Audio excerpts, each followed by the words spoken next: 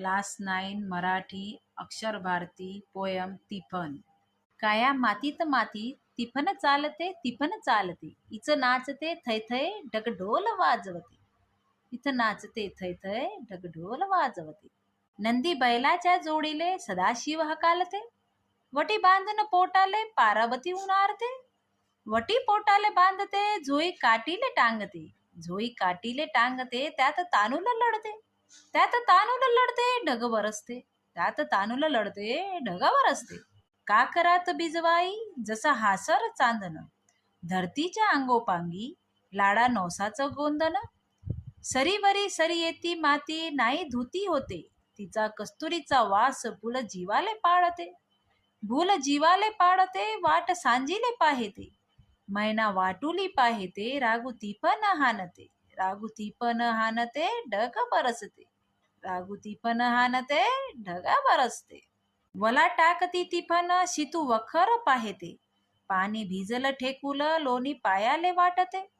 काया ढेकलात डोया हिरव सपन पाहेते, डोया सपन पाहेते काटा पायात रुतते. काटा पायात रुतते लाल रंगत सांडते हिरव सपन फुलते. हिरव सपन फुलते ढग बरसते, हिरव सपन फुलते ढग बरसते. स्पष्टीकरण.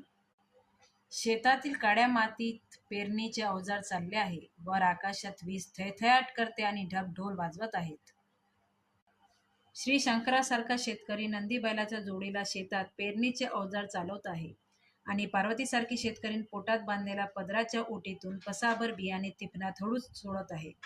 जशी पदराची खोड ओटी तिच्या पोटाला आहे, तशीच एक जोडी तिने बाभडीच्या फांदीला टांगली आहे. फांदीला टांगलेल्या जोडीत तिचे बाळ रडते आहे. वरून ढग मात्र बरसत आहेत. नांगराने आखलेल्या मातीतल्या समांतर ओळीमध्ये बियाणे असे चमकते आहे की जणू हसरे चांदणे सांडल्यासारखे वाटते. ते बियाणे नसून जणू लाडा नवसाने मातीच्या अंगावर गोंदलेले हिरवे गोंदनच आहे असे वाटते. मातीवर सरी कोसळतात, त्यामुळे माती ऋतुमती गर्भवती होत आहे. मातीतून येणाऱ्या कस्तुरीच्या सुगंधामुळे मनाला भुरळ पडते. शेतकरी कधी परत येईल याची आस लागलेली शेतकरीण वाट पाहते आहे आणि तिचा शेतकरी तिकडे शेतात तिफन वेगाने चालवत आहे. ढग बरसत आहेत. हातातून झेललेले बियाणे तिफन पकडते आणि ते मातीत पडताना त्याला माती पसरणारे यंत्र वखर पकडायला पाहते.